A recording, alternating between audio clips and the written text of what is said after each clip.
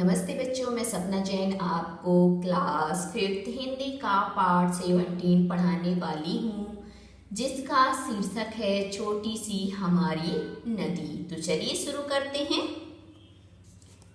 छोटी सी हमारी नदी टेढ़ी मेढ़ी धार, गर्मियों में घुटने भर भिगो कर जाते पार। पार जाते ढोर डंगर बैलगाड़ी चालू, ऊंचे हैं किनारे इसके पाट इसका ढालू।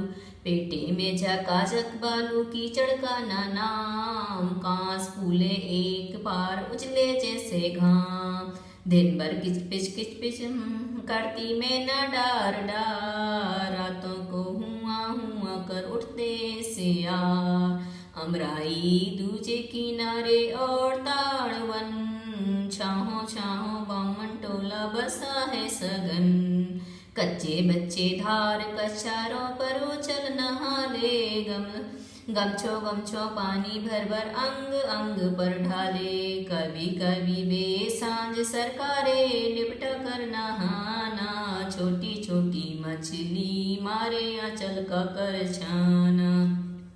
बहुएं लोटे थाल मांजती रगड़ रगड़ कर रेती, कपड़े धोती घर के कामों के लिए चल देती। जैसे ही आषाढ़ बरसता भर नदियाँ उतराती, मतवाली सी छूटी चलती तेज धार तन्नाती। बेग और कल कल के मारे उठता है कोलाहल, गंदे जल में घिरनी भवरी भवराती है चंचल। दोनों पारों के वन वन में मच जाता है रोला, वर्षा के उत्सव में सारा जग उठता है टोला। इस कविता को लिखने वाले हैं रविन्द्रनाथ ठाकुर जी। अब आते हैं हम इसके अर्थ को समझते हैं कि छोटी सी हमारी नदी टेढ़ी मेढ़ी धार, जो हमारी नदी वह कैसी छोटी है, पर उसकी जो धारा होती है वह कैसी होती, टेढ़ी मेढ़ी होती। मतलब एक जैसी नहीं चलती, कभी ऐसे कभी वैसे, तो उसकी जो लहरें हैं वह ऐसे चलती हैं टेढ़ी मेढ़ी। गर्मियों में घुटने भर भिगो कर जाते पार, मतलब गर्मियों के टाइम उसका पानी क्या है, कम हो जाता है, इतना कम हो जाता है कि हमारे घुटने ही उसमें डूब पाते हैं और हम उसको ही पार कर लेते हैं। मतलब सिर्फ घुटने ही डूबने भर से हम उस नदी को पार कर सकते हैं। कब? गर्मियों में। पार जाते ढोर डंगर बैलगाड़ी चालू, मतलब उस पार जाते हुए जो ढोर डंगर हैं और बैलगाड़ी हैं वह भी क्या है, इस पर चालू रहती। मतलब इतना कम पानी रहता है कि बैलगाड़ी भी निकल जाती है, जानवर भी निकल जाते हैं, मतलब सब निकल सकते हैं। ऊंचे हैं किनारे इसके पाट इसका ढालू, मतलब इसका जो किनारा होता है वह बहुत ऊंचा होता है, परंतु इसका जो पाट होता है वो कैसा होता है, ढालू ढलवा होता है। पेटे में झकाझक बालू कीचड़ का नाम, मतलब जो उसका पेटा होता है उसमें बहुत सारी बालू मतलब रेत भरी होती है। वो रेत भी कैसी होती है, अच्छी धूप पड़ती है तो चमकती है झकाझक बिल्कुल। और कीचड़ का नाम, मतलब कीचड़ तो बिल्कुल भी नहीं होता गर्मियों के समय।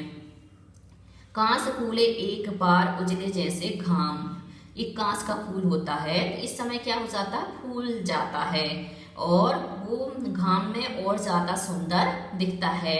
और जब हम उस पार जाते हैं तो ये दृश्य हमें दिखाई देता है। दिन भर किच पिच करती मैना डार डार, मतलब जो मैना होती है वह है ना उन फूलों को देख देख कर दिन भर क्या है, अपनी आवाज करती रहती है, अपनी वाणी बोलती रहती है। रातों को हुआ हुआ कर उठते सियार, सियार जो होता है वह रात में क्या करता हूँ ऐसे करके आवाज करता है। अमराई दूसरे किनारे और ताड़वन, और दूसरे किनारे पर क्या होता है, जो वृक्ष होते हैं वह वहां पर बहुत ज्यादा मात्रा में होते, वन होते, जंगल होते हैं, उन पर क्या होते हैं, बहुत सारे वृक्ष होते हैं।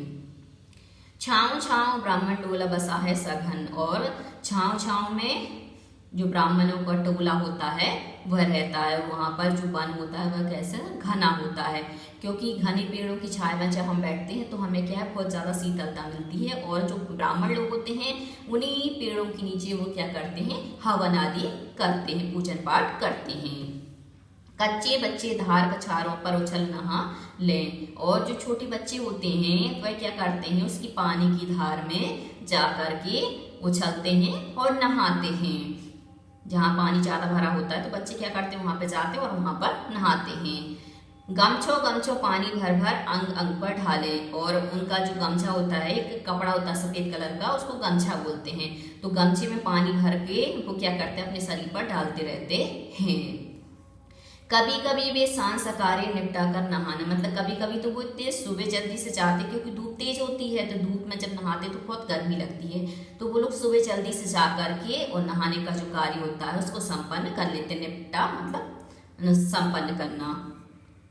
छोटी छोटी मछली मारे आंचल का कर छाना। और छोटी छोटी मछली होती हैं उनको क्या करते हैं, मारते हैं और आंचल का कर छाना। और उनका जो आंचल होता है, कपड़ा होता है, तो उसका क्या है, उसको छैया कर देते हैं मछलियों के लिए।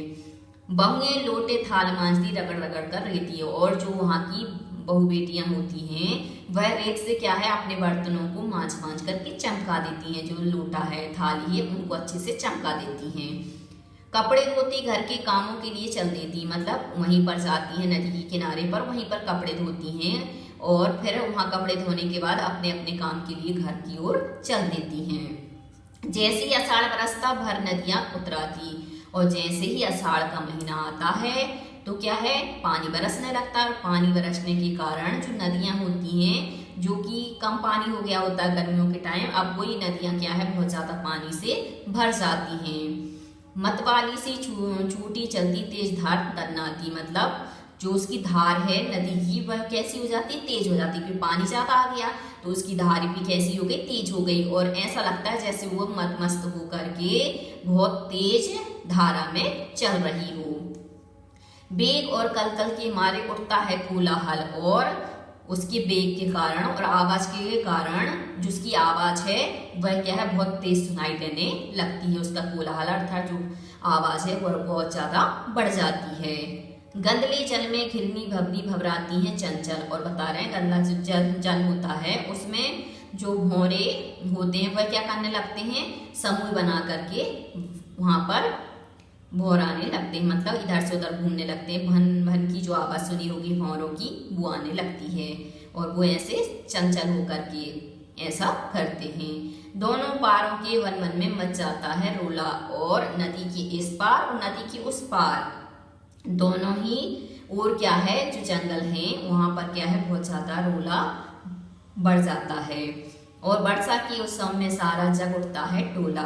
और बरसात के उत्साह के कारण, आनंद के कारण सारा ही जो संसार है वह क्या है, प्रसन्न हो जाता है और आनंदित हो जाता है। तो ये नदी का ही प्रभाव है कि नदी के कारण ही हमें पानी पीने को मिलता है, हमारे यहाँ पर फसलें पैदा हो पाती हैं। और नदी ही हमारे जीवन को क्या है, सुरक्षित रखी हुई है। क्योंकि यदि नदी में जल नहीं होगा तो हमारे पास पेड़ पौधे भी नहीं होंगे, क्योंकि नदी के माध्यम से ही जो पानी है वह पेड़ पौधों को मिल पाता है। और जो समुद्र का जल होता है वो हम पी नहीं सकते, परंतु नदी का जल है उसको हम आसानी से पी सकते हैं। और समुद्र के जल से ही जो बादल होते हैं वह जल ला करके हमें वर्षा के रूप में प्रदान करते हैं।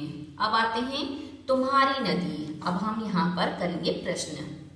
तुम्हारी देखी हुई नदी भी ऐसी ही है या कुछ अलग है?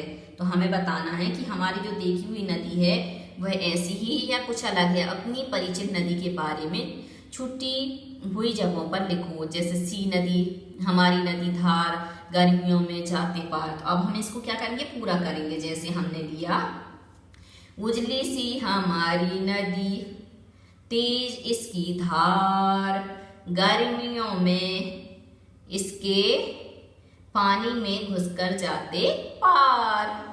अब कविता में दी गई इन बातों के आधार पर अपनी परिचित नदी के बारे में बताओ। जैसे धार, पाट, बालू, कीचड़, किनारे, बरसात में नदी। अब धार तो हमें पता है कि हमारी परिचित नदी की धार कुछ धीमी हो गई कब, गर्मियों में। फिर है पाट, हमारी परिचित नदी की जो पाटी है वह कैसी है, ढालू है। और बालू, इस किनारे में बहुत सा बालू, बालू मतलब रेत। कीचड़, इस नदी के किनारे पर कीचड़ और रेत भी है। किनारे, तो नदी के किनारे ऊपर क्या है, बहुत सारी बालू है। बरसात में नदी, तो बरसात में इस नदी में पानी अधिक भर जाता है। तुम्हारी परिचित नदी के किनारे क्या क्या होता है? तो हमारी परिचित नदी के किनारे लोग पूजा पाठ करते हैं, कुछ लोग मछलियाँ पकड़ते हैं, बच्चे यहाँ नहाते हैं तथा दूसरे लोग अपने अपने अन्य काम करते हैं जैसे कपड़े धोना, बर्तन मांजना आदि। तुम जहाँ रहते हो उसके आसपास कौन कौन सी नदियां हैं, वे कहाँ से निकलती हैं और कहाँ तक जाती हैं, पता करो। तो हमारे आसपास गंगा, यमुना, नर्मदा नामक नदियां हैं। ये हिमालय पर्वत से, जैसे गंगा यमुना तो हिमालय पर्वत से निकलकर समुद्र में मिलती है, और जो नर्मदा नदी है वो है अमरकंटक से निकली है, और ये भी क्या है, समुद्र में मिलती, क्योंकि अधिकांश जितनी भी नदियां हैं वो अंत में जाके समुद्र में ही मिल जाती है। कोई बंगाल की खाड़ी से गिरती है, कोई कहीं से गिरती है, और अंत में जाके सब अपने जो समुद्र है उसमें ही मिल जाती, क्योंकि उत्पन्न वहीं से होती है और उनका अंत भी वहीं पर होता है। जैसे हमारी आत्मा परमात्मा से निकल कर आती है और अंत में जाके परमात्मा में ही मिल जाती है। अब है कविता के बाहर। इसी किताब में नदी का जिक्र और किस पाठ में हुआ है, नदी के बारे में क्या लिखा है। तो इस किताब में नदी का जिक्र नदी का सफर पाठ में हुआ है, जिसमें नदी के उद्गम, मुहाने, जलप्रपात, उसके मार्ग, गति तथा उससे बनने वाली घाटियों का वर्णन किया गया है। नदी पर कोई और कविता खोजकर पढ़ो और कक्षा में सुनाओ। नदी का जल बहता कलकल है, ये बिल्कुल स्वच्छ और निर्मल, बच्चे नहाते इसमें हर पल, कहीं उछलकर कहीं मचलकर बहता रहता है समतल। नदी में नहाने के तुम्हारे क्या अनुभव हैं? तो नदी में नहाने के बाद एक अलग सी ताजगी मिलती है। नदी में नहाकर हर प्रकार की थकावट जो होती है, थकान होती है, वो मिट जाती है और शरीर में चुस्ती और फुर्ती आ जाती है। और कहते हैं जब हम नदी में नहाकर निकलते हैं तो हमें अच्छी भूख लगती है, हम अच्छे से खाना भी खा लेते हैं। क्या तुमने कभी मछली पकड़ी है? अपने अनुभव साथियों के साथ बांटो। नदी के किनारे हम घूमने गए थे, वहां हमने एक मछुआरे से कांटा लेकर मछली पकड़ी।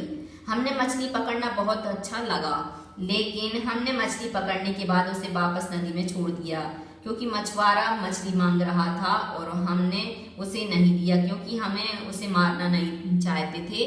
क्योंकि मछुआरे को यदि हम मछली देते थे तो मछुआरा क्या करता, उसको मारकर खा जाता, और किसी जीव के प्राण लेना हमें बिल्कुल भी पसंद नहीं है। ये किसकी तरह लगते हैं? नदी की टेढ़ी मेढ़ी धार। तो नदी की टेढ़ी मेढ़ी धार सांप की तरह लगती हैं। किच पिच करती मैना।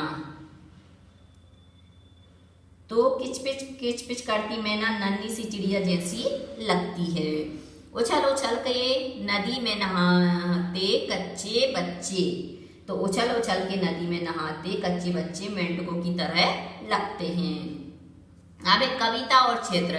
कविता के पहले पद को दोबारा पढ़ो, वर्णन पर ध्यान दो, इसे पढ़कर जो चित्र तुम्हारे मन में उभरा उसे बनाओ, बताओ चित्र में तुमने क्या क्या दर्शाया है। तो ये चित्र तो आप लोगों को स्वयं बनाना होगा और स्वयं बना करके आप वहां पर बता सकते हैं। जैसे आपने पेड़ पौधे बताए हों, सूरज बताया हो, तो जो भी आप चित्र में बनाएंगे वो आप यहाँ पर दर्शा देंगे। अब है कविता से। इस कविता के पद में कौन कौन से शब्द तुकान थे उन्हें छांटो। जैसे धार, पार, चालू, ढालू, नाम, धाम, दार, स्यार, वन, सघन, नहाना, छाना, रेती, देती, उतराती, दन्नाती, कोलाहल, चंचल, रोला, टोला।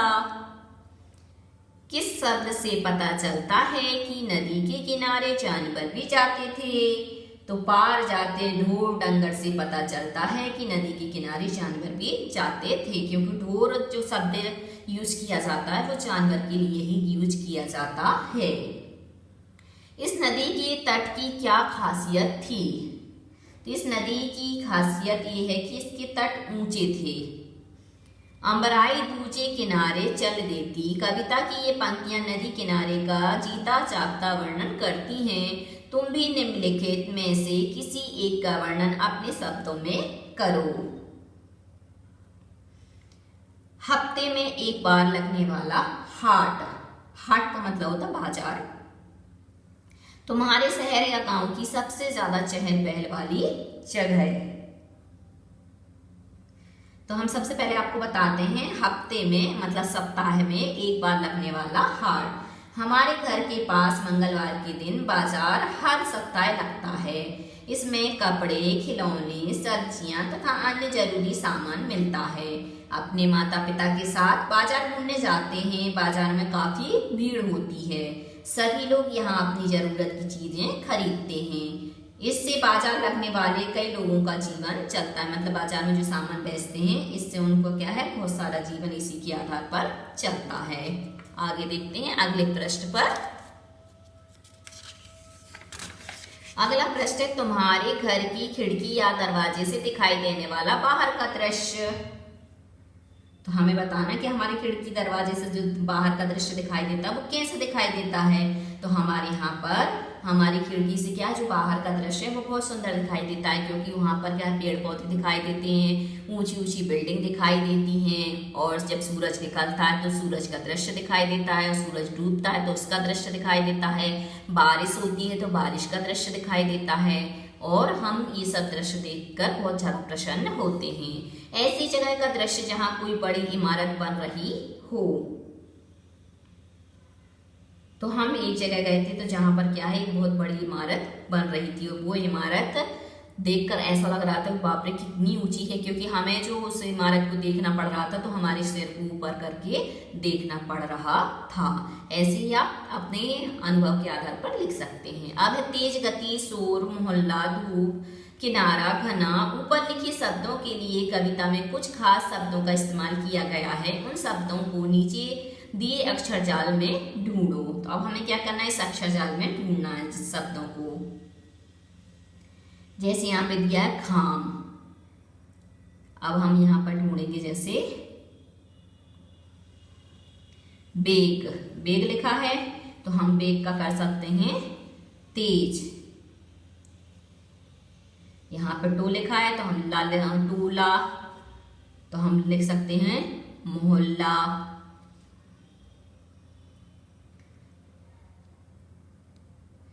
ऐसे ही यहाँ पे सघन लिखा है, यहाँ रोला लिखा है,